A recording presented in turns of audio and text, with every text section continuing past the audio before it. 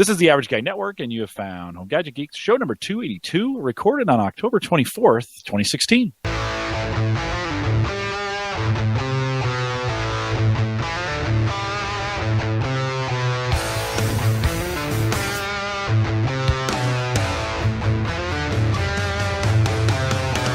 Here at Home Gadget Geeks, we cover all the favorite tech gadgets that find their way into your home. News, reviews, product updates, and conversation, all for the average tech guy. I'm your host, Jim Collison, broadcasting live from the Average Guy.TV studio. Here in a beautiful, I went out tonight on the patio, Mike, took some pictures of the sun was going down. It was blues and oranges. Beautiful. We took our first walk as a new little family. We tried out the new stroller, and man, it was just perfect weather for late October. I was like, this can't be real. Well, is this the first podcast since you had the baby? This is the very first one. All right, okay, I'll save that. We'll catch it. Hold it. Hold that. We'll catch up. Right. Too, and we'll introduce our guest here in just a second. Of course, we post a show with world-class show notes each week out at theaverageguy.tv. Don't forget, you can also join us live on the new mobile app. And man, all kinds of crazy things going on at Spreaker. Maybe we'll talk about that here with Dave in a little bit. But of course, we have that mobile app available for you on Spreaker. I want to thank LastPass for their sponsorship of it. Easiest way to get that, and that's really the best way to listen mobile on the road, is in the Spreaker app. It streams better than anything I've used or seen yet. Go to homegadgetgeeks.com. Big buttons for both iPhone and Android. Just for my fat thumbs, you can get either one of those right there. Don't go Android if you're iPhone, and don't go iPhone if you're Android. You can't cross the streams. You do not want to cross the streams. But homegadgetgeeks.com. And you can get those downloaded. Of course, Home Gadget Geeks is a part of the Geeks Network. Find the links to this show and many other great podcasts out at thegeeksnetwork.com. And we now have a Patreon link available for you. Now that Amazon has ditched us, and I covered that 2 weeks ago in the solo show that I did. The best way to support the podcast, if you want to do that, is out there through our Patreon link. Head out to theaverageguy.tv and look in the right-hand sidebar there, and you'll see a Patreon icon. Just click on it, and we have plans as low as $1 if you want to jump in and join us. And we appreciate you doing that. Many of you did. We'll talk about that here at the end of the show. All right, it's been off and on and on and off, and we've been all over the country. Mike, I ran into you in D.C. a couple weeks ago. We had a good time out there. I did a solo show in the process as well. And then you had this little thing that came along. Very early, unexpected. This new little thing. Let's see here if I can show a picture to the people who are watching via video. Let's try that there. Can you guys see that at all? Let me make sure you're full screen here. Oh, 1 second. There you go. You're in. Oh, there we go. Yeah. Okay. Aww. Yeah, so that is baby Emmett Andrew Weger. And Emmett was born 3 weeks early, actually. So he came a little earlier than we were expecting. And as you guys know, since I saw Jim out in D.C., I travel for work now every single week. So D.C. is where I'm at. So we got very lucky that it happened to be on a weekend because I'm home every weekend. And then I just called work and said, hey, so I just had the baby. I know it's 3.5 weeks earlier than I told you, but I'm going to have to stay home for the next 2 weeks. So it's been great. We're on the tail end of the 2 weeks now. So he came on the 15th. And a little bundle of joy, I tell you, it changes everything. Jim tried to warn me. He said, dude, it's going to change everything. I believed him, but man, I did not realize to what extent until recently. But he's awesome. Been loving having him around. Like I said, went for the first family walk tonight, tested out his stroller, and it's been awesome. Huge changes. The first vlog that you did after you had Emmett is really, really good. So if you're a regular listener to Home Gadget Geeks, get out there and find that. Probably the easiest way to do is just look up Mike on his Facebook page. And is it 35, Mike? I want to say your vlog number 30? Yeah, I think it was 35. So youtube.com/Mike Weger, MikeWeger. We'll get you there. And yeah, we did one. And actually, the funny part about that vlog is since it was so early, I had 2 vlogs in the can. And then I said, well, we got to put this one out now. So I just scrunched them all into one. So Jim is actually in that episode with the baby because 2 days before I was with him in DC. We had just been together. We had just been together. So I combined it all into one. It was a lot of fun. Well, Mike, congratulations. And thank you. Yeah. It's all good and well. We'll follow you. The fun thing is we'll do this for a while and we'll watch baby Emmett. Exactly. Well, a guy who says all the time, because I podcast him with all the time, and he says on his show all the time, babies kill podcasts, right? Dave Jackson. Dave, how are you, man? Good to have you on my show. Yeah, it's fun. They do. It's they're so needy. They're really selfish. You know, they don't poop all the time. Yeah, they don't seem to care that you're like, look, Daddy is recording now. I don't care that you're hungry. Yeah. It's all about them. Luckily, we're still in the stage though where he has to be with mom for feeding. So, so that works out pretty well. But in the coming months, I'm sure things will change in that regard. No, they always do. Well, Dave podcasts. So actually, I podcast with Dave on his show Saturday mornings. AskThePodcastCoach.com if you ever want to join us to do that. I've talked about that here a bunch, so most of you probably had the opportunity to do it. Saturday mornings, 9:30 Central is where you can catch that. Dave, you've been podcasting a long time. Give us a little quick bio on you so we know who you are. Podcasting since 2005. Founded the School of Podcasting. Director of podcasting for the New Media Expo. Author of the book More Podcast Money. Tech support. You work at Libsyn? Yeah, tech support at Libsyn. Before that, I was a corporate trainer for 20 years, teaching people a lot of Microsoft stuff. Kind of a tech nerd, right? I mean, you've been in the tech space a long time. You've seen a lot of changes go on, right? Oh yeah. I mean, I remember, fax machines. I literally used to teach a class on how to surf the internet because nobody knew what it was. And it was a lot of Hotbot, a lot of Lycos. Well, we should back up a little bit. What the heck's it? Uyghur's like, what's a fax machine? Isn't that, you mean email, right? That's what you're talking about is email? No, before email. Go to get the right answers for things, things that are the fax. The beautiful thing, there was this fax machine, and you would put a piece of paper in it, and you would type in somebody's phone number. And it would make this sound like a cat being turned inside out. It was literally like,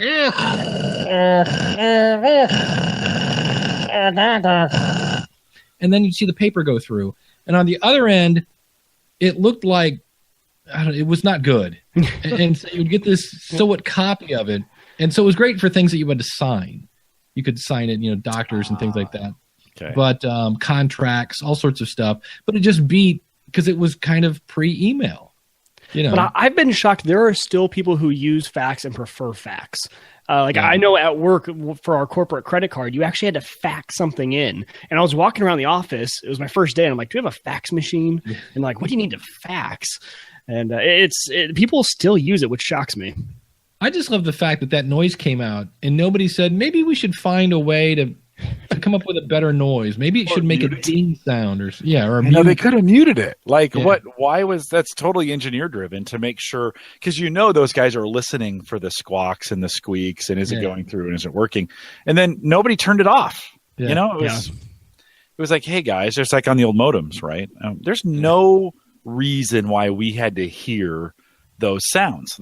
Some engineer said, I want to make sure this thing is working. And so they enabled the sound on the card and then went out to at the time, nobody knew we didn't want to hear that stuff, Right. So it's crazy stuff. Well, Dave, I've been podcasting with you 3 years. I think it's longer than that. I met you 3 years ago. I interviewed you on my show. We did a home tech. That's back when it was still home tech. We did with these things called home tech interviews. Home tech. And we talked about podcasting gear. I had you on my show. I had Daniel and Ray. Boom, boom, boom. I did the 3 of you together. And then I never went back to those kinds of episodes again. We just kind of stayed home gadget stuff and eventually changed to Home Gadget Geeks. But you're a tech guy at heart, and I love hanging out with you. And tonight I wasn't sure if I was going to get Mike to show, and I wanted to definitely do a show. So I brought John, and then Mike said he could be here. So I thought the 3 of us could talk some tech. This has been a crazy week in the tech world because both Apple and Microsoft made major announcements. We're going to kind of go through those. Dave, feel free to chime in here. Towards the end of the show, Dave and I do a whole bunch of work, and Mike does too, around kind of web streaming platforms. When you think of Facebook Live and Google Hangouts, we're going to talk about those because we talk about them in the podcasting world all the time, but we're going to kind of say from the average guy perspective, what is out there and what could be used and what should you be using or could you be using at this point. So we'll cover here at the very end. Mike, let's start with on the Apple side. They had a couple small little announcements. Didn't seem like the big punch that we've had in the past. They kind of like, oh yeah, we have a new MacBook, and then they were gone. So talk a little bit about what did Apple announce this week? Well, and that was interesting, right? Because their whole tagline was very, hey, We're going to announce some really cool stuff, some really interesting stuff. And then when we got to the actual announcement, it was, like you said, it kind of dropped off a little bit. And that's why I'm kind of excited to hear from you guys on the big Microsoft announcements, because that seems to be overshadowing the Apple news, even within the Apple ecosystem. It's interesting because all the Apple people are like, well, man, why couldn't we have had an announcement like Microsoft? And that's the first time, one of the first times that's been a real thing that us Apple fanboys have been saying is, hey, why couldn't we have had an announcement like them? We don't like to admit that very often, but this was one of the first weeks. But nonetheless, they did announce some new items. So the first up, they started with Apple TV. And yes, different than the Apple TV actual hardware. That's why it's going to be hard to differentiate this. I thought the naming convention was kind of interesting, but there is now a TV app on the Apple TV and a TV app on your iOS devices, where really all it seemed to be to me was just a one-stop shop for all of your TV applications that you already use. So think Watch ESPN, TBS, TNT, all of those apps, CBS, all of the apps that you have where you can watch live TV. It pretty much brings them all into one. Really, the only interesting part of it for me was the Siri integration. So because it knows all the apps that you have, you can ask Siri for things like the Nebraska football game. You can ask her for things like other college football sports, and it will curate those for you and show you all the options. So it does seem like a nice application to use if you do use a lot of these online things. The one thing for me, though, was that at least for me, my Cox subscription, so my cable, because you still have to have a cable subscription, right? Because you still have to log into all these apps. It didn't fix that issue. And there's been rumors for the past few years that Apple is going to have a, kind of a service where you would pay Apple and they would have deals with all of these providers, but that's just not the case. This is where you are still logging into all of your individual apps, and this pulls it all in together. So for me, my Cox cable box actually has voice recognition. I can ask the box for certain things, for a channel, for sports, for anything like that, and it works. So for me, it's going to be kind of hard to think of any benefit to switch over and use the Apple TV app. But nonetheless, I'm sure there is a customer base for it, and it is kind of nice now that it pulls it all into one instead of having 50 different apps, and the Siri integration is kind of nice. So that was actually a little bit of a surprise announcement at the beginning because it didn't flow with the rest of the Mac announcement. And then the rest of the announcement was simply about the MacBook Pro. No new iMac, no new Mac Pro, simply just the MacBook Pro. And so some of the big highlights, it wouldn't be Apple if it wasn't thinner, lighter, sexier, just simply amazing, the best product that they have ever put out into the market, as they like to say. It does look really nice. They have now just the standard silver color, and they also have the space gray. If you look at your iPhones, the kind of that blackish color. They have two different options there, 13-inch, 15-inch. And the major upgrade, the first thing you kind of see is, for me, I don't know. I was kind of iffy on it. It's called the touch bar. So the touch bar up at the top of the keyboard now, instead of the function keys, they kind of made fun of the function keys. It's a 40-year-old piece of technology that we've kept around till now. So we're going to eliminate it. And so now they have a Retina display, thin bar that runs along the top of your keyboard where your function keys used to be.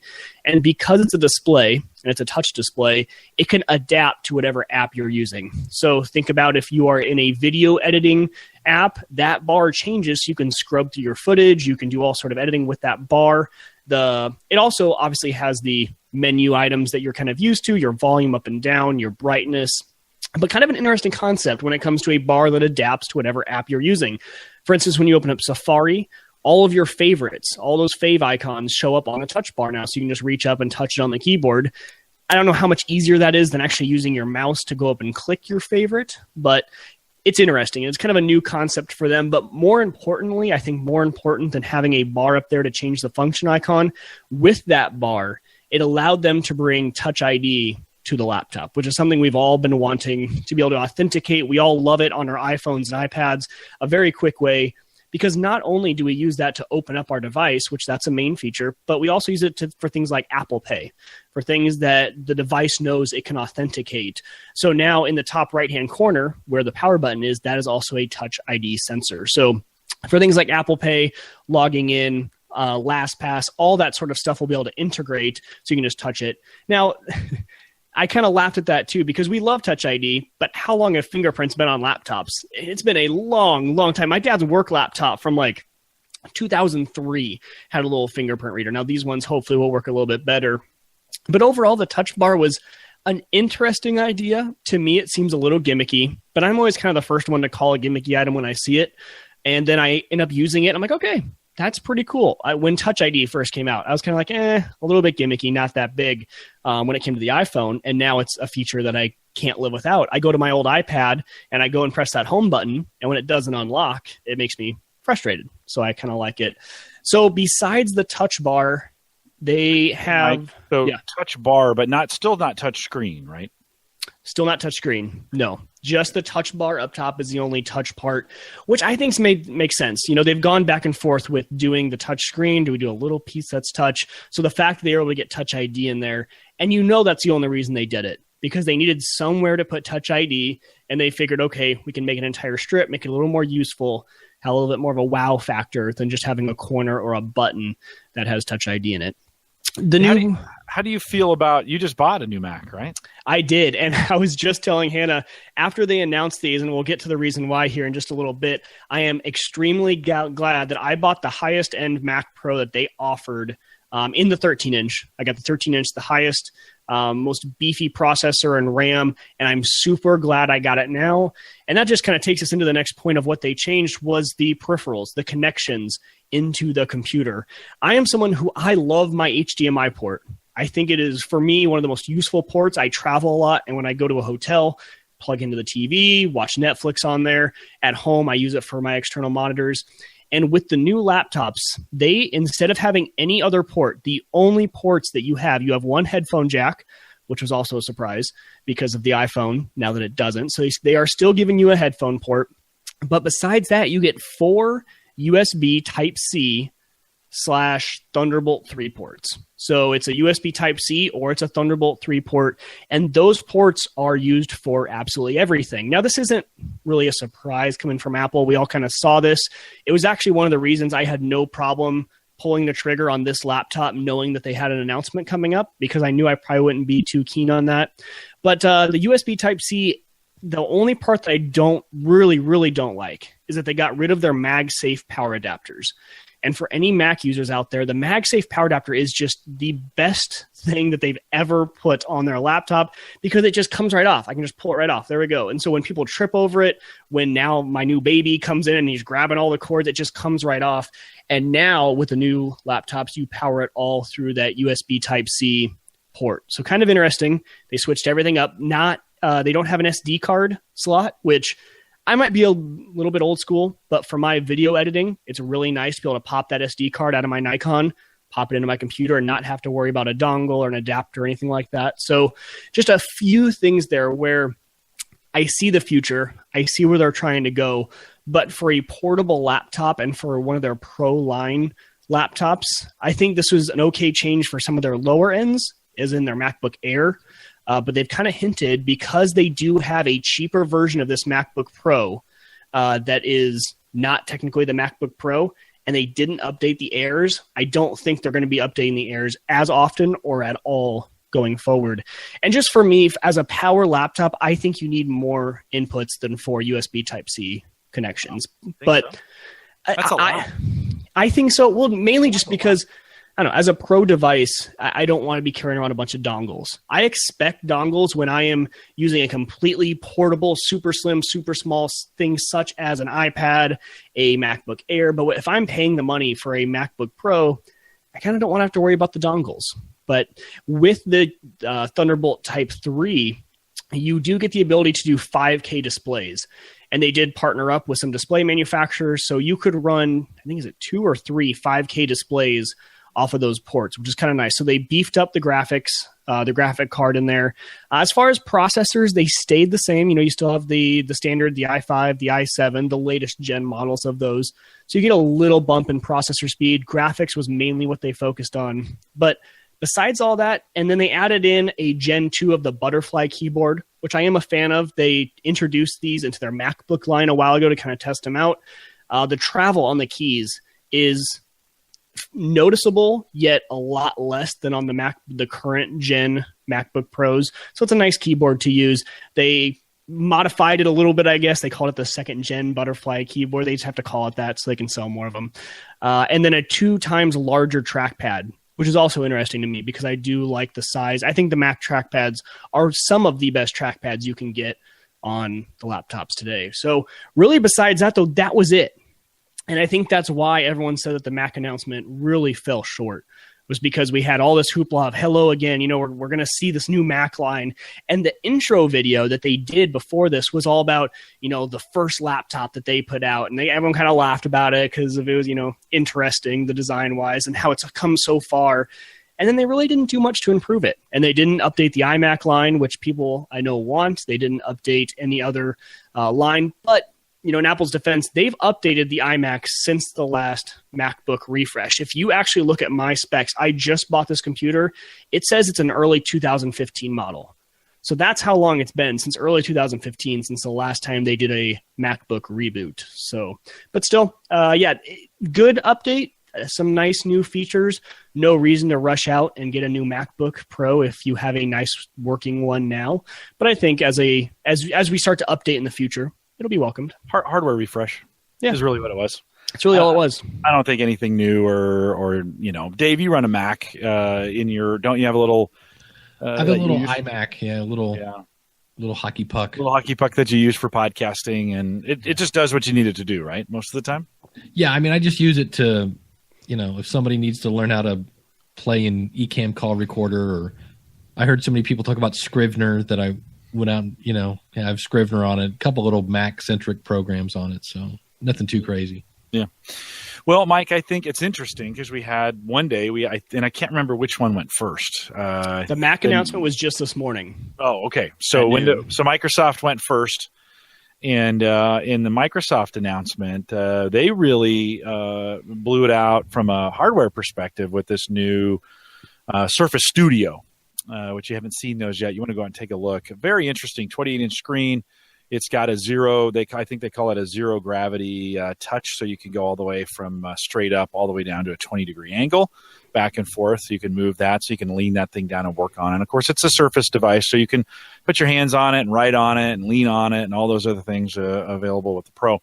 Some pretty gigantic specs, though, when we think about this 28-inch PixelSense display. Running an i7 processor, up to 32 gig of RAM and 2 terabytes of storage. It's going to start at $3,000. Holy Apple! Yeah, $3,000. Holy Apple, right? For all of a sudden, it's a weird world that we live in. They did a Surface. They have a new Surface refresh too on the hardware side. So if you're in the Surface Pro line, they have a new version of that coming out in i7. Some updates. That starts at $2,300. And so it was like, yikes. Now, that being said, most people that are buying in that, I mean, your laptop, you got a nice discount on it, but you still spent $1,600, right, on that? Oh, yeah. More than that. Yeah. Right at the $2,000 mark, I think, is what the retail was. For people doing, it's like podcasters and microphones, right, Dave? For people who, this is their business, it makes sense to drop. Dave, what are we coming in for you? What's that microphone in front of you right now? This one's $300. If you go with a high OPR 40, that's like $350. Plus, by the time you get the stand and the special shock mount, you're looking at $600. Yeah. But those are tools, right? I mean, those are tools for the trade. And if you're going to be doing this kind of stuff long term or making money from it, if you were doing, Dave, if you were doing voiceover work and getting paid for it all the time, you would want to invest in that kind of money because that makes you money, right? And so I got some feedback from you and you guys in the chat room about yikes, at the $3,000 price point. Dave, you're just going to run out, right? You're just running out and getting a $3,000. Is that a buy one get one free deal? Kind of thing. Well, imagine having dual 28-inch monitors that are like, I think they're 3,000 by 4,500 pixels type deal. Well, imagine have two of those side by side when you're podcasting. How sweet would that be? Nice. My whole thing is when I think Surface, I think of like an iPad with the little keyboard that flips around on it and everything else. Yeah. Who's lugging around a 28-inch, No. It's not carry. It's not carry. It's on a stand. It's, it's meant to stay. Right. It's kind of meant to stay. It's that all-in-one, right? It's that all-in-one concept. But yeah, you're right. It is a big surface, and it will be interesting to see. I think Microsoft has learned their lessons, and they will come out in limited quantities here at Christmas. Maybe even limited quantities enough that you won't be able to find them, and there'll be a little bit of a rush on them. In other words, hey, even though they're expensive, if they can't be found, sometimes that creates a need that doesn't exist. Mm-hmm. And so I think Mike, and Dave both, I think one of the interesting gadgets that came out of this, which I think is absolutely worthless, but I think it has some potential, is what's called the Surface Dial. So this dial it's a new input device for Microsoft. It works with their Surface line. And think about being able to pick up a physical, like your mouse, but turn it into a circle, like the Nest, right? And you set it on your screen, and the screen recognizes what kind of device that is. And you can spin it right there on your screen. Now, a Surface, it matters because it's laying down, or a device that's laying down. And then you can turn that dial and draw or whatever you want to do. And it's another way of getting input into the device. And so for designers and stuff like that, Dave, imagine if that dial was moving the line down the audio file, and you could just be tuning it instead of dragging your mouse, right? You could be tuning it left and tuning it right. Interesting. It's the weirdest thing I ever saw. Pick up the dial, you put it on your screen, whoop, it pops up, it recognizes it, and becomes an input device. $99. I think maybe one of the weirdest devices I've ever seen, but maybe out of that whole announcement, the one that might have the most potential for the future along those lines. It'll be interesting to see, because sometimes, if we look at a lot of different technology, Twitter is one that people are like, I don't get it. So that might be something where you're going, okay, I get it. You twist, you turn it, and then all of a sudden there's going to be this new app that comes out for, graphic artist people, and they're just going to go crazy with it. So yeah, well, I think it could be cool as a mouse, where that round thing is a mouse and you got some clicker, and then you can just pick it up and set it on the screen and have that control. Again, it's one of those things, you get too many things on the screen, and you got to change your workflow and, some of those things. Mike, you were going to say something. Well, no, I'm still just shocked at the price point, right? So $3,000 only gets you an i5 with 8 gig of RAM. And I'm just thinking of the use case for this sort of device is a very graphic intensive, CPU hungry application. I'm thinking of the Adobe suite and things like that. So I'm just wondering I guess my question is why that price point? What makes it worth $3,000? I'm looking at all other competitive items that are in the market, and for an i5 of 8 gig, it's just hard to throw $3,000 at that. Yeah, it's not a retail play, right? I mean, they are definitely saying, hey, here's what could be done. We're going to sell these in limited quantities. Right. We've probably had 10,000 of these things made, and they're going to be hard as hell to find. And you can buy it if you want. Now, right behind this. So this is the Mac Pro equivalent. This is the cylinder trash can Mac Pro that we all, it's their equivalent. You don't sell many. You go to a very specific industry, and that's your play. I do think there's a space for when we think about this convertible all-in-one idea. So in other words, it can stand up as a screen for me when I'm working on it. But there are going to be applications when I'm going to want to push that screen down and get more of a flat surface and either writing on it. I mean, just think about signing documents or some of those kinds of things. Dave's, I think in some of the video editing, or both audio and video, if we had those Pro Tools that allowed for more gesture-driven editing, and we got used to it. Today, I don't know about you, I'm a mouse editor, right? That's keyboard and mouse. When I edit, I think I've even heard you talk about when you edit, you're able to see a wave, click on it, you do a few key things, and boom, it's gone, right? That's it. I can spot an at 20 paces at this point. Yeah, well, but that's our workflow, and I'm thinking Microsoft's trying to say, hey, here's some alternative ways of doing these things that in a different surface, no pun intended, on a different kind of surface that may be interesting. And they've been real famous in the last couple of years of all these reference devices of some kind that the OEMs provide. So I don't think, all-in-ones have gotten really stagnant. If you go into Best Buy, there's 4 of them and they're all the same, right? It's a Dell, it's an Acer, it's an Asus, right? They're all the same. They're all 25 inches or 24 inches, They're all running, they all don't move very well, that type of stuff. And I think Microsoft's saying, hey guys, with using the Surface product and some of the Windows 10 software we have, I think there's some new applications for this and some new ways of using this. So that's what I think when I think of what Microsoft's trying to do. I think they're trying to spur some innovation, not lose their shirt like they did on Surface, the original Surface, which they took a $1 billion write down on because they produced too much equipment. Ouch. Yeah. So can you fold this up and take it with you? Is it that kind of device? No, it definitely has a stand on it, and that stand has this, it's weighted perfectly, so you can literally just touch the top of the screen and push it down, and it will go in any of those angles between whatever this is and 20 degrees type deal. So kind of interesting, I think, for the rest of us, for everybody else, a couple other announcements. We now know that Redstone 2, so the update for Windows 10 that is coming in the spring, which we all know, I think by now is going to be March, that update is coming, is going to be called the Creators Update. Now, in the release, they talked about some interesting new 3D or a focus on 3D content. So being able to develop, there's a 3D paint module now built into Windows 10, or it's coming with Windows 10, where you could create items in 3D if that's what you want to do. Again, I don't think that we're not ready for 3D. I don't think people really want 3D. I just don't, but it seems to be doable. And then mixed reality. And this is where I think the application, we have way more of an application with when we think of VR or augmented or virtual reality. Either one of those, I think the three of us could be doing this podcast via virtual reality, and it would be pretty cool if we had a completely immersive experience where we're seeing each other in a room, and that part is being recorded. I mean, imagine Dave doing a podcast where we're not recording us talking heads, but all three of us virtually enter a room, and we can do different camera angles in the room and, that kind of stuff. That could get kind of interesting on a virtual reality standpoint and recording it that way. Don't you think? Oh, absolutely. And it's going to be interesting to see, over the next 5-10 years with virtual reality, if not sooner. Because I think it was Robert De Niro, of all people, got to play with virtual reality. Somebody, I don't know if he was going to study for a part or whatever. And he said, it really messes with your head. Oh, yeah. Yeah. Because your brain thinks it's seeing one thing and you're not. Yeah. It's bizarre.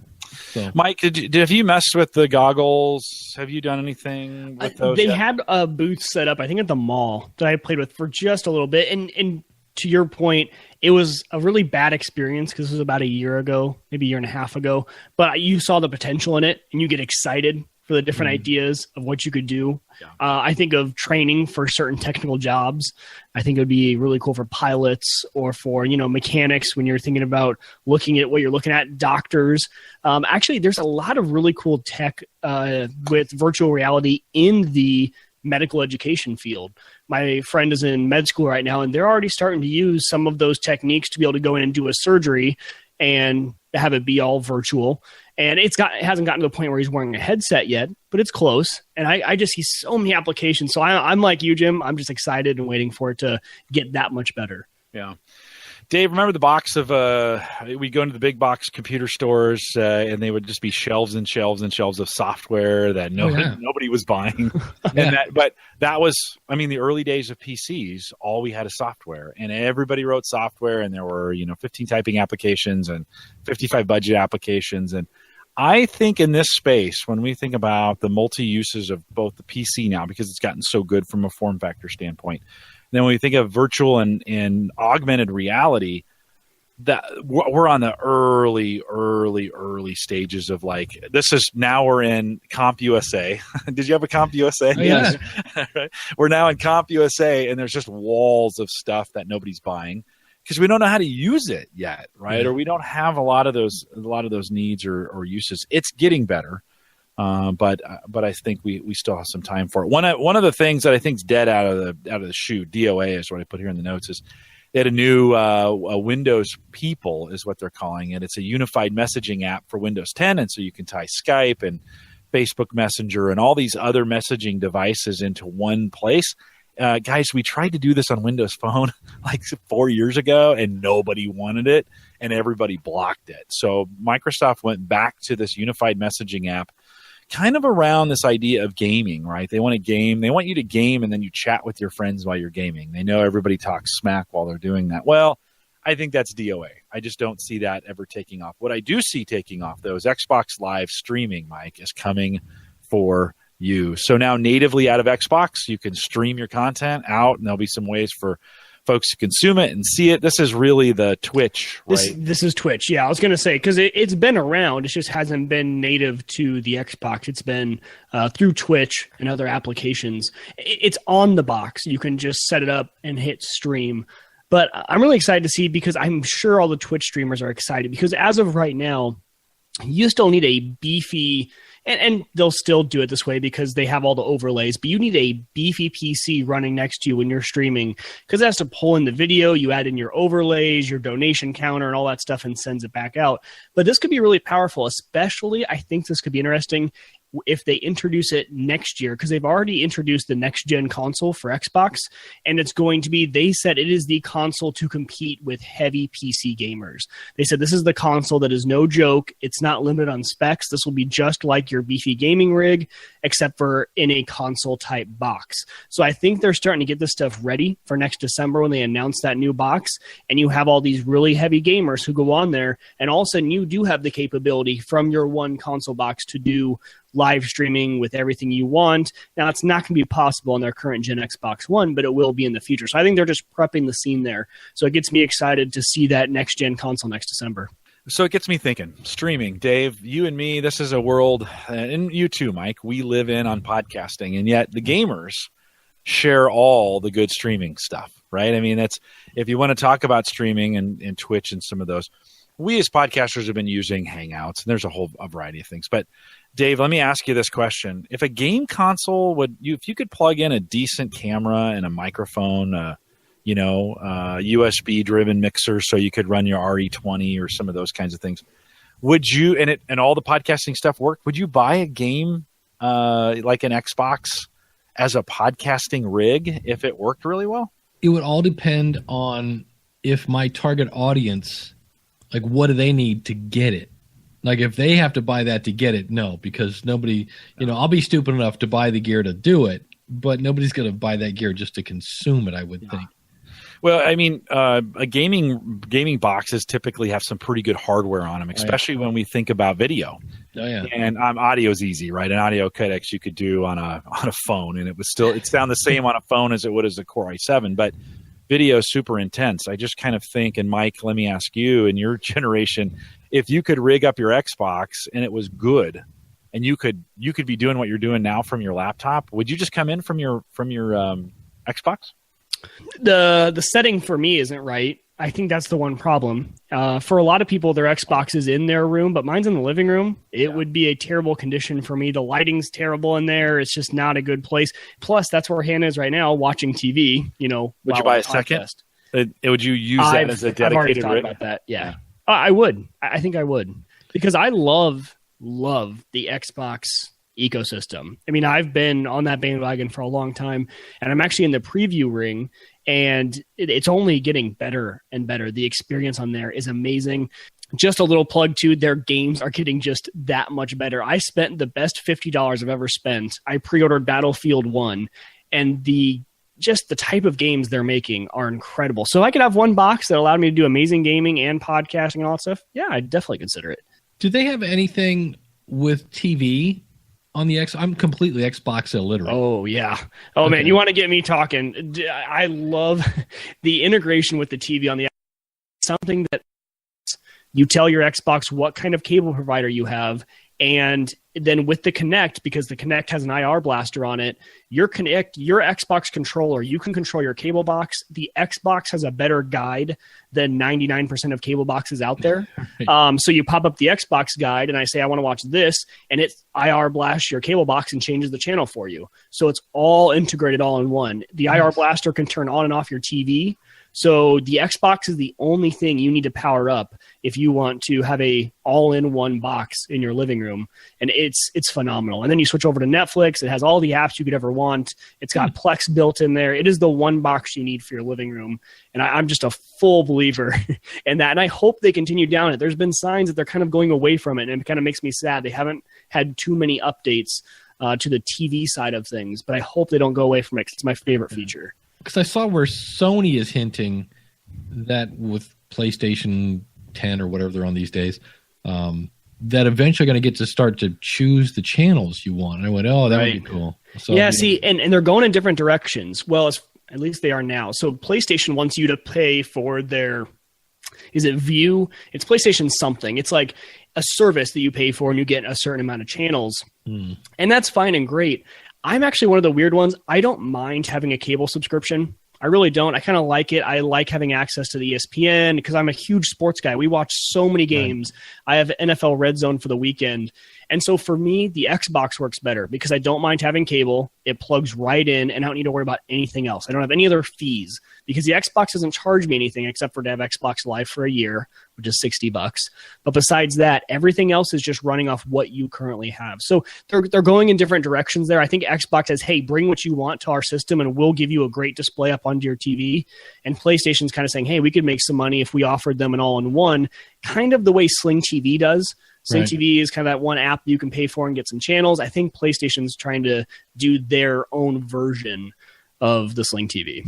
Interesting. Yeah. So depending on what you want, if you're a cord cutter, if you're Jim, maybe the PlayStation sounds more appealing because, hey, on the PlayStation, I can go grab this new service from PlayStation and have a few of the cable channels that I don't have. For someone like me who is a cable provider or a cable subscriber, Xbox works fine.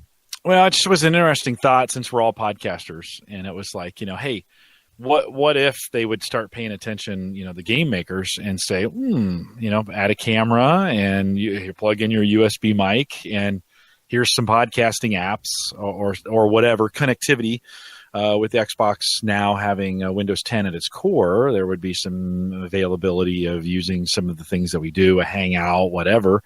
I would think those boxes would be really well designed for the podcaster. It's all GPU, it's all memory, it's all fast, super fast stuff to get that stuff out there. Now, Mike, to your point, they're always in the living room, and so you would have to buy one for your desk, which means now you have two. Right. Goes back to Dave's point before. Is it on 2-for-1 special?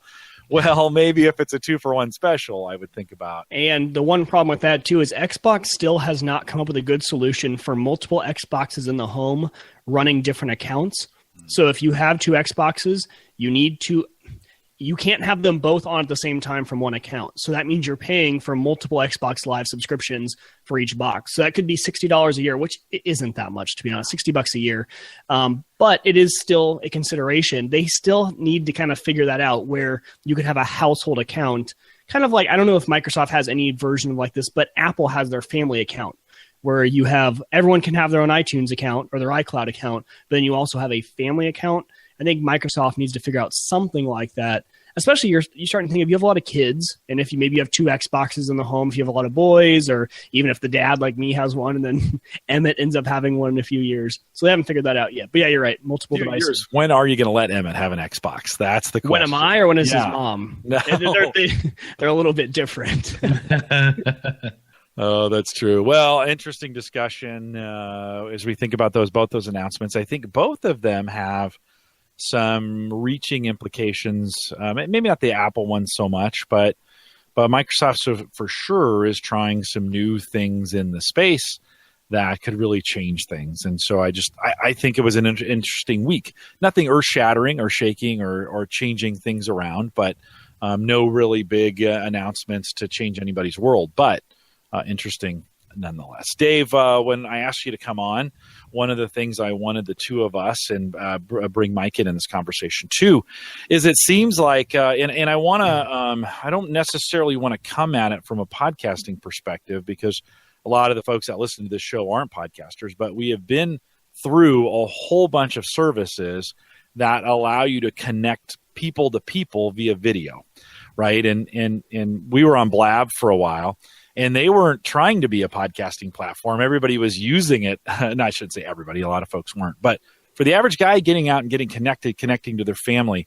Today, the two obvious ones that I think most people use beyond the shadow of a doubt, Skype and Google Hangouts, right? I think. And FaceTime. Well, and I'm thinking, I guess I'm thinking PC, Mike, to be honest. Oh, sorry. No, you're right. I am not a guy that goes, who wants to sit like this and talk to people like on my phone. And yet people do. I have to. Guilty. You are Dave. All the time. PC, Dave, when you're talking to people, PC with a camera, or do you do it with the phone? For me, it's usually a PC with a camera if it's podcast related. If it's family related, it's FaceTime. My nieces are into FaceTime. Yeah, and I think maybe this is one of those pure generational things with technology, where because we grew up with a camera and Dave, remember when we got cameras and you could connect to people on the internet and nobody wanted to connect? Right. Nobody wanted to turn their video on. It was so maddening. We had videos. I mean, we've had video connectivity on the internet for a long time. I mean, in the early days, 97, 98, 99, I remember getting a cam and getting a cable modem and being able to do it. And then I would want to connect with people and they'd be like, no, I don't, oh, don't look at me. But we've mostly done our podcasting work. When we're doing that, it's a camera and it's a microphone and earbuds. And these kids are okay with the crappy sound. And apparently you are too, Dave. But Mike, you have no hesitation to just jump on this thing from a video call standpoint. And it's as good as, and actually the sound is really good now. So. Yeah, well, I use a headset, but between my group of friends, we either text or FaceTime. We haven't used an actual phone call in a while because it's just easier sometimes. Okay. And especially with traveling, Hannah and I are on FaceTime for 4 to 5 hours a night, every night. But what about Android people for you? How do you connect if it's FaceTime? I don't know any Android people. I probably do, but to be perfectly honest with you, I have like 6 really close friends I talk with all the time, and then I have Hannah and all of my family, every one of my family members, and we are all iPhone. So it works out. It just happens to work. Dave, your iPhone? I'm an iPhone. I had a Droid when the first Droid came out, and then I came over to the dark side and never went back. So and with your family, most of them are on iPhones too. So no, actually, my nieces are on iPhones. My brother and sister-in-law are on Android. And it was funny because my niece and I were chatting back and forth on Facebook, and I finally just picked up the phone and called her. I said, "I'm sorry, I'm your uncle. I'm old school." I said, I don't have 20 minutes to have a 2-minute conversation. And so you did that. You just old schooled it. She picked up the phone. I said, "I'm sorry, I'm old school. I just want to talk to you." Mike, do you is it always FaceTime or sometimes you just talk? No, always FaceTime. Okay. Well, okay, with my mom I will talk, but most time it's just FaceTime. Yeah, it's interesting. I didn't intend to go down this path of the mobile aspect of it. I always think from a podcasting standpoint. I always think in terms of being able to do this on a PC because I like my experience on a big screen with a microphone and earbuds. Like I like the good sound of a microphone. When I call my mom, I call her from the studio because I know I'm getting good sound and I know I can hear her clearly. And she has trouble hearing me. She's 86. So she has trouble hearing me anyways. On a bad phone, it's even harder. And she says, "Huh?" Like, 80 times. And so what do you call her, through Skype? Google Voice. Oh, Google Voice. Okay. Yeah. Interesting. So that being said, wow, that went a totally different direction than I was anticipating it going. When we think of Dave, there's a few other platforms. I mentioned one, Blab.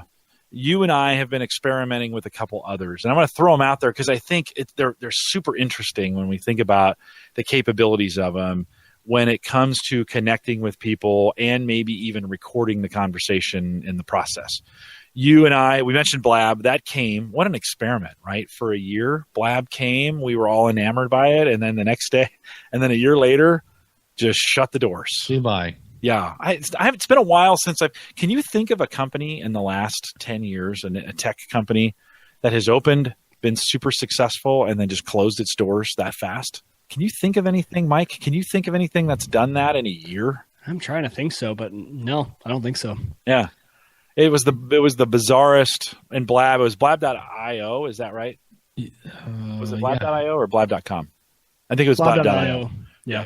Gone now. You can put that if you're listening to this, you can put this in a browser and it's gone. Wait, really? This is the first time. No, I have not paid attention to this whole industry. They shut the doors. I just couldn't believe how fast it went. But Dave, for connectivity purposes, like getting people in a room talking, I don't know if I found anything better. I mean, just getting people together was really good at that. Yeah, it was awesome. I mean, Hangouts are, once you've been in a Hangout, it's okay, but you have to know where to get the link and send it to people, and then they click on it, and then nothing really, in some cases, doesn't prompt you about the camera, and if it does, and it's not very intuitive. It's not hard. Once you get through your first one, it's like it's a piece of cake. But this had big giant buttons, was like click to join, and even that thing with the microphone, you still had to have people. It had some trouble. Things. Yeah, it had some trouble.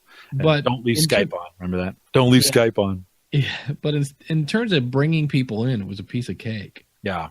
Do you think so? A bunch of other services have popped up since Blab's success, and I have 3. There might be others, but Huzzah is one at HUZZA.io. Smile Time is another one. I haven't messed with that one yet, but I know you have. And then Fire Talk is a third. They changed their terms and services on us. And they just changed them. They now have plans. Did you see that? No, I didn't. I don't get this company on a business sense. If you we're talking about Fire Talk. Firetalk.com. Yep. Because they had a free service, and then the original business plan was if you wanted to have a paid webinar, that's how they're going to make their money. And then everybody jumped on the free plan and used it to podcast and bring people in. Well, obviously that's a lot of bandwidth and a lot of, they just said, okay, well, and they changed their plan to where you can only have it, I think, for 10 minutes, and you could only have 2 people in the room. Well, now, and it's not on their front page still. I think you have to click on their blog link at the bottom, and they have a professional plan, a semi-pro plan. I think the semi-pro plan is now $49 a month, so it's as expensive as Huzzah. You get 100 hours a month, and you can have 150 people watching, where the basic plan, 25 hours a month, which is probably what I would use, and you can have up to 50 people. So if I wanted to use Fire Talk, which I might, that would be the plan I would use, and it's $15 a month. And so for most people, when we think about, they might use this to support their small business by doing webinars, right? Yeah. They may, in the beauty of Blab is it had such a connected community in the sense you could come to the front page and see who was talking. Now, it seems like Huzzah, Fire Talk, and I haven't worked with Smile Time, have tried that, but haven't gotten as good of a connected community, so to speak, of a place to go watch something. I mean, it's just be crazy. You could just go out and find stuff to watch. It was like really bad television channels, but some of them were like watching train wrecks, and it was kind of interesting in that process. But do you get the feeling in these communities we're still struggling a little bit with discovery, or they're kind of messy, or finding things is hard? What are you finding?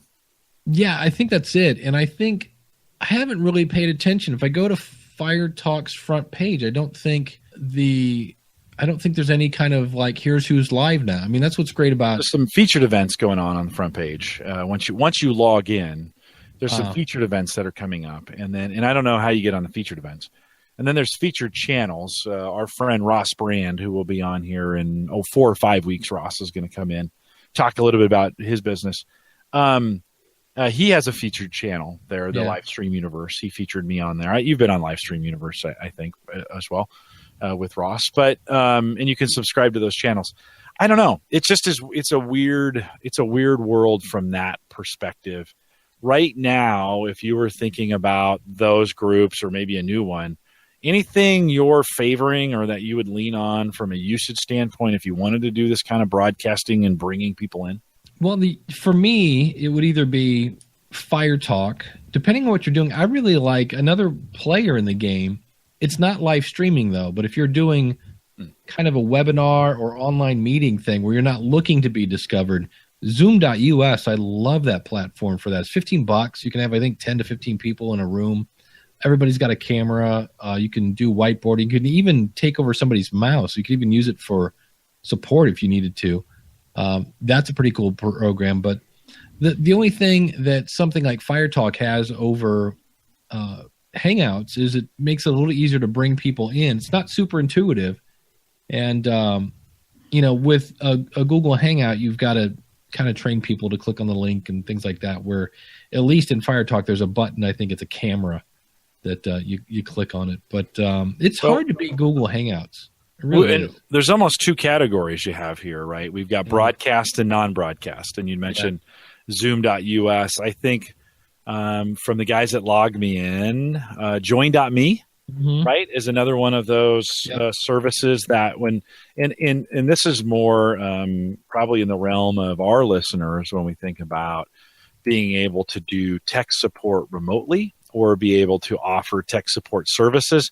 You've had your customers come in trying to deal with your site, your membership site, right? And they don't know how to navigate it. And you just like, all right, hold on, let me show you. And it's a one-to-one connection. You can easily jump in there. You send them a link. They can join right away. The plugins are really going away for the most part with a lot of people. They're able just to join and navigate. So there are those non-broadcast. I like Zoom.us as well. I've used them for some other services. They're like a Google Hangout, I think, without the broadcast capabilities, which is interesting. We're talking about these tonight and the problems. Actually, YouTube has had problems all night. So everyone out there in the chat room, and Dave, you're funny. You said just blame it on you. So if you've ever hung out with us on Saturday mornings, we're always screwing around with new stuff, and stuff is not always working right when we're together on Saturday mornings. Tonight, Hangouts, which I tout whenever on Ask the Podcast Coach, whenever you and I are talking. And I always say to people, why are you trying to find something that doesn't need to be replaced? Hangouts works perfectly every time, except the Thursday night, October 27th. The night we're going to talk about it. 2016. It's not working very well. You said this, Dave, a second ago. Hangouts is kind of your, I think, de facto, would you say, most stable, most reliable in most cases, and that's your kind of go-to in a lot of cases? Yeah, the plan I have in the back of my head, it's kind of like, okay, if you can beat this, then I will stay with you. But I thought I could take a Hangout and I can make a link off my website, askthepodcastcoach.com/join.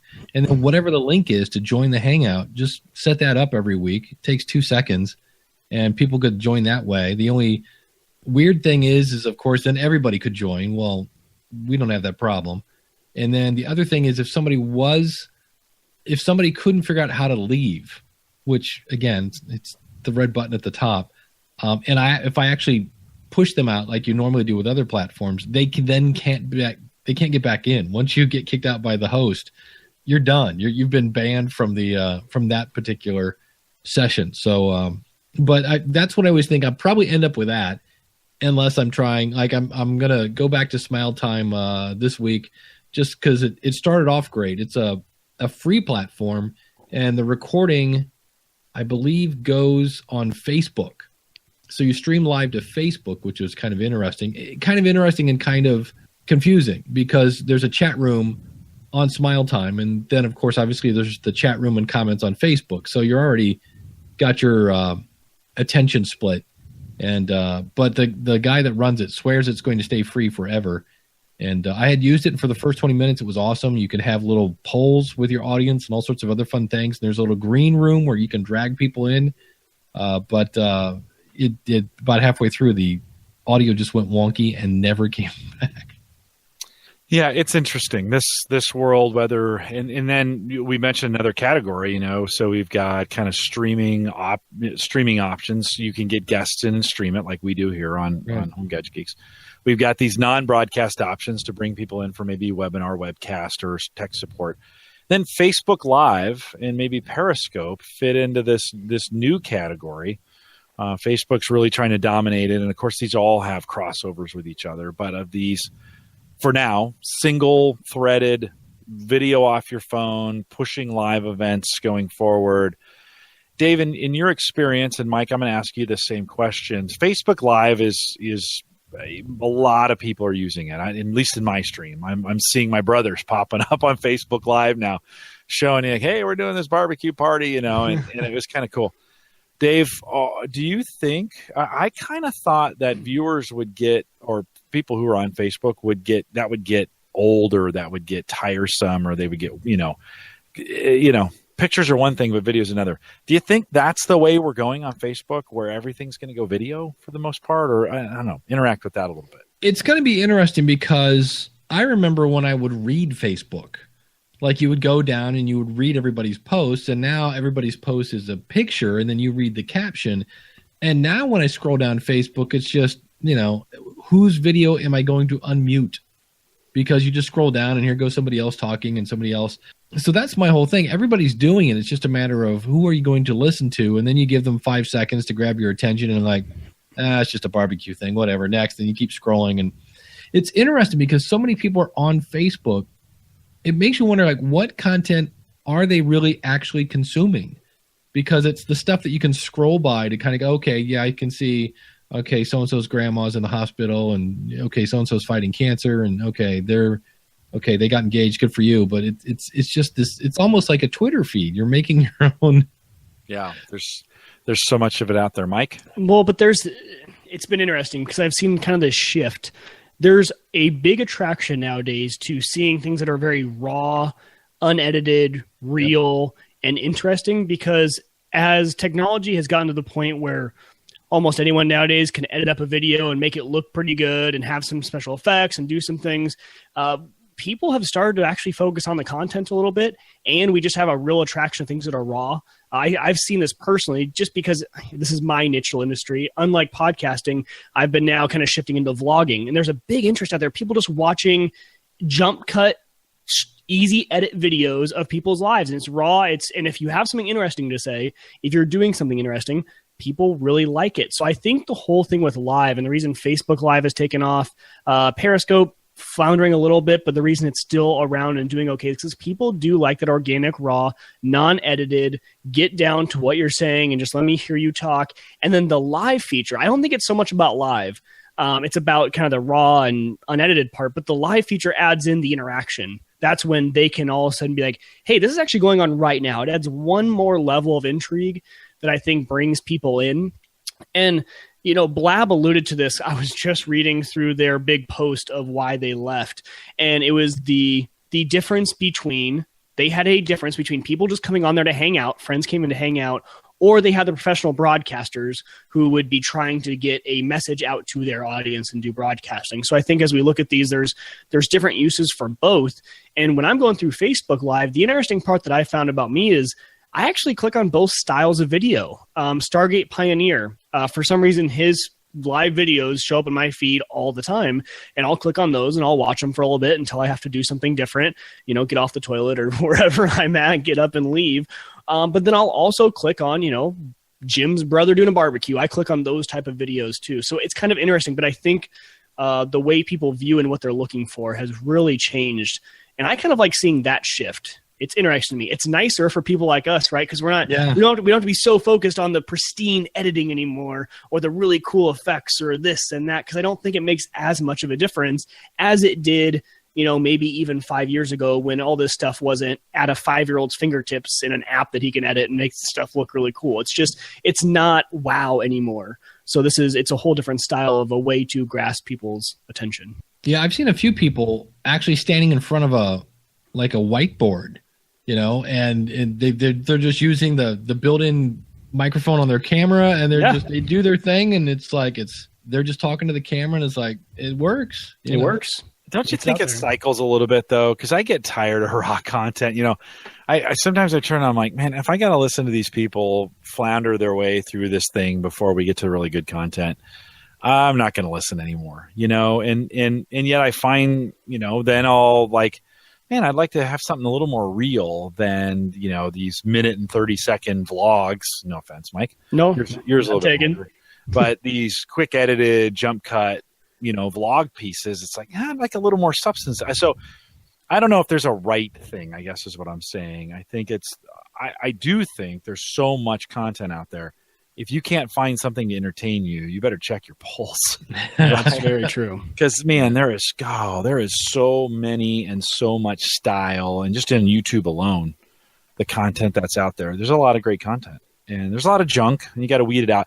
That's probably the problem, right? Is in the sense that because choices, the equation is that choices equal confusion. The more we just have more choices than we've ever had at any time when we think about what we consume. And cable, we went from network, which was maybe 7 stations, to cable, which was maybe 300 stations at its peak, to now an infinite number of channels on YouTube, right? When we think about what you can watch out there. But there's multiple reasons I don't mind that. Number one, as a content creator, being egotistical, I think my content's better than a lot of other people's out there. So when people come and all of a sudden watch one of my videos, they might say, oh man, this is a lot better than that other person who said they were vlogging. It's maybe that's a little different. And then they go and they watch Casey Neistat and they're like, man, that Mike guy is terrible. This guy's really good. And then also I love the niche groups it creates. Right. So like my wife and I are really into The Flash. We just got into it. We're a little late to the scene, but we're watching it on Netflix now. And I found a whole new community on Twitter and everywhere else that's really into it. And so I think because there's no longer just the one show that everyone watches besides like American Idol maybe, or a show like that, which I kind of like. I think there's these cool little niche groups that form up around it. But I see what you mean, Jim, where now it's just a lot of confusion on what you can watch. But if you know how to navigate it, I think that's the thing. I think one of the topics I talk with my dad a lot is they've been asking me about getting a streaming box and about connecting all this stuff. And he's like, well, I don't even have a Netflix account. I don't have Hulu account. I don't have this and I don't have that. And how do I even watch stuff? And you're right. It leads to a confusion of where can I watch what I want to watch. But for some other reasons, I don't think it's that bad of a problem. Dave, anything you want to add there? No, it is amazing. I know because I work from home and I go all ADD on it. I'll start off like today. I started off in Spotify, and Spotify was just recommending things for me that I was just loving. It was awesome. And then a couple clunkers came up. I'm like, all right, Pandora, you're up next. And it didn't last very long. Pandora plays a lot. It knows what I likes, but I wish it would sneak in some stuff that I didn't know but liked. It's always like, here's another show. It's like the same old stuff. And then I went from there to Netflix, and Netflix is weird. They're really getting into here's a bunch of TV shows, and I'm like, I kind of got Netflix to watch movies, right? And I'm kind of like, and then it's like here's a movie from John Cusack in '92 that went straight to DVD, and I'm like, look, I like John Cusack, but come on, I go to the Redbox. I'm looking at Redbox, and I'm like, where are all those movies at? Redbox is the new Netflix, and Netflix is now Amazon Prime. And that's the other thing I was going to say. And if I can't find anything on Netflix, then I go to Amazon Prime. And Prime's all television shows because they're easier to get, right? Yeah. The movies are harder and more expensive, and so for whatever reason, Redbox has figured out how to get the new stuff out there. Yeah. And I think it's because they're using DVDs. Yeah, exactly. Well, and the thing that I want to punch Netflix in the face about is I have a queue for DVDs that I put in a very specific order. And it's like, I'm sorry, but it's not here anymore. I just mailed it back. But You're still getting DVDs. I was just going to say that they still offer that service. Yeah, I have DVD because the stuff on DVDs comes out sooner than it comes to the Netflix. Yeah, you're right. And but it drives me nuts. I'm like, I have my queue, and they'll send me like the fourth one down, or a brand new movie will come out, and you'll see where it says there's slight wait and long wait, and I'm like, well, wait a minute. You're Netflix. I'm pretty sure you could get your hand on some more, DVDs, so there isn't a short wait because it's a brand new movie. So yeah, they need to get their DVD thing. But it is funny though because I laugh every time. I'm like, wait, what device do I have a device to watch this on? But all it takes, and someone needs to just fill me in because I'm sure I have something completely twisted of why has no one done the online version of a 99-cent rental per night like Redbox? Because the only reason I still go to Redbox is because I can get it for $1.29 now, whatever it is, return it the next day. And on iTunes, it's still through Microsoft because I rent a lot of stuff on my Xbox, still $5. Yeah, so I don't know how it is on Microsoft, but on Apple, when I rent that for $5, as soon as I start it, I only have 24 hours. Yeah. Yep. So I'm doing the same thing. I'm just paying $4 more for it. So why has no one gone and changed their prices to $1? I think it's licensing models. Right, I think I know. Do they only allow that through the DVDs for like a cheaper amount? When they license them to these companies, they only allow these kinds of, because they're charging more. Right. Like, okay, so if this is a new movie, you're gonna charge more when it's new. And I think Redbox, because they don't stream, gets some other considerations for their and they're a little later. They don't, That's true. They're not always. I mean, they're quick, but they're not the quickest. And I think because they're using. Well, but it shows up in iTunes and on the Microsoft Store the same day it shows up at Redbox. But, Ken says no late fees. And I've purchased 3 DVDs from Redbox because they fall behind the couch and I don't see them. And then I get notification from Redbox. I've been charged $28, which is like the max or something like that. So, yeah, that's another reason I would love to just do it digitally. Yeah. It'd be great. Yeah. Well, it's still a little bit, movies are still a little bit of that industry that's still a little weird when it comes to purchasing or renting or, it's just not as straightforward. The music industry has gotten pretty even. 99 cents or $1.29, something. Well, like and that. what's a movie ticket going for these days? Because I think that went. Is it okay? Well, it depends. We have a really nice theater up the road here. It's got the whatever the fancy stuff in it, and it's reclining seats, and you can make a reservation. Oh, those are awesome. Yeah, which is incredible, by the way. Yes, that totally changed the way I went to the movies because I hate crowds and I hate fighting for seats. Yep, and to be able to rent a seat. $13.50 a seat. Wow, that's a recliner, which is the best part. Yeah, no, right on. But it's still. I mean, these are not. I remember it wasn't that long ago. We were paying $5 or $6. And you're gonna say I think the one a block and a half from me is about $8-9 a ticket because I was like, shouldn't Amazon be quicker? Much cheaper. I'm with you than like $5. But we had one of those with a recliner and a bar, and I'm like, because when I'm sitting there eating popcorn, I'm thinking, you know what this needs right now? Jaeger. I'm like, wait, that just doesn't. I need some Jimmy Beam. Yeah, I'm like, that doesn't make any sense. Hey, there's nothing wrong with a good Bud Light, Jim. When you're watching a movie. Everything is wrong with that, Mike. Everything is wrong with the Bud Light. Well, it's interesting. So, here I am. I go to Redbox to get the DVD for $1 or whatever it is, and then I'll drop $15 at the theaters. And by the way, it's another $15 for a bucket of popcorn. Oh yeah, forget about it. Yeah, this is the popcorn where they get you, and No, they get you the whole way around. Yeah, the whole thing. I'm surprised they're not charging me to use the bathrooms. Well, they get you if you order your tickets online. There's what Fandango charges. Yeah, convenience fee. And then you get there, and it's the popcorn and the bucket of Coke. I'm surprised the soda isn't free, and they charge you to get into the bathrooms. And at some theaters now, you have to pump your own Coke. They're like, they just give you a cup. Oh, yeah. I'm like, seriously? Yeah. The swanky one we go to has just a big soda bar, and you just go up to and get what you want. And they have ices, too, so you can get, Is yours a Marcus? Marcus Theater. Yep, that's what our favorite. Marcus out at on Maples. Yeah. Same way. Yeah. Ours had the soda bar, which you would then go to and fill up your soda and then realize you couldn't move because the whole floor in front of the thing was nothing but you're stuck. Like trying to leave, your foot's stuck in it. It's just well, it's interesting to say the least. Just to kind of bring this back into to full circle. Streaming.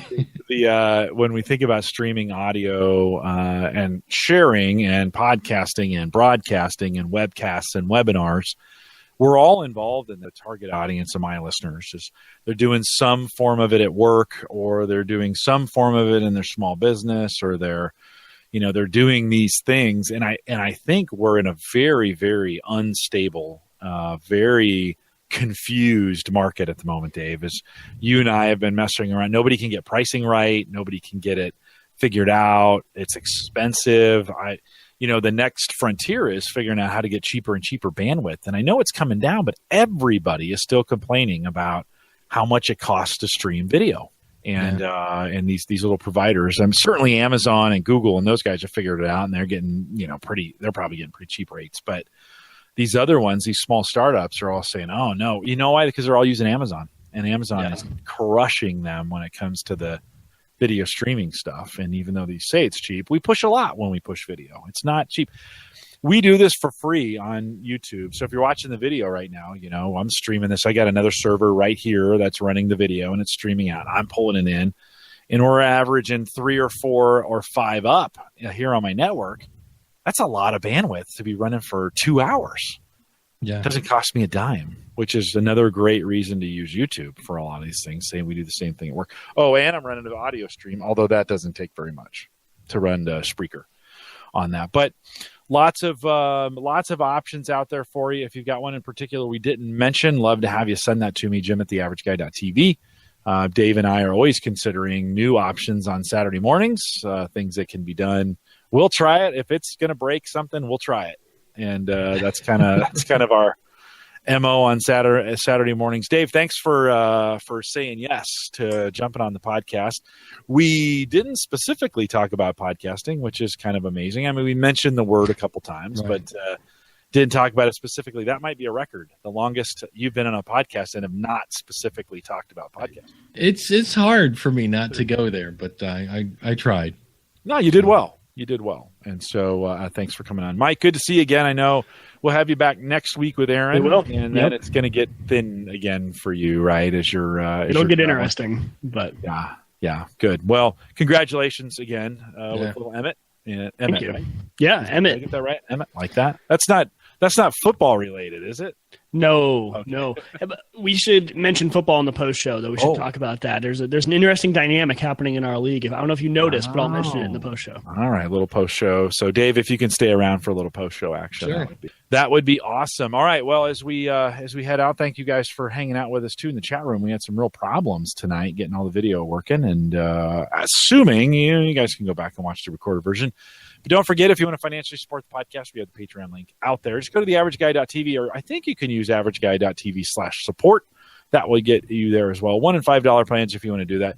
We want to thank all the guys that have chosen to support us via Patreon. And let me, I said I would read your names, so let me bring those up real quick as we're doing this. Dave, Patreon, speaking of that, Patreon has been a really interesting example of a way for small podcasters to get recognized and used, and supported from that standpoint. Have you seen? I mean, it just seems to work. You know, you can set a $1 plan or a $5 plan. You're using it with me. Are you liking? I just got booted from Amazon. I don't know if you knew that. Yeah, we talked about that on the show. We got booted. So it's been a great way to get support. Have you liked where Patreon's going?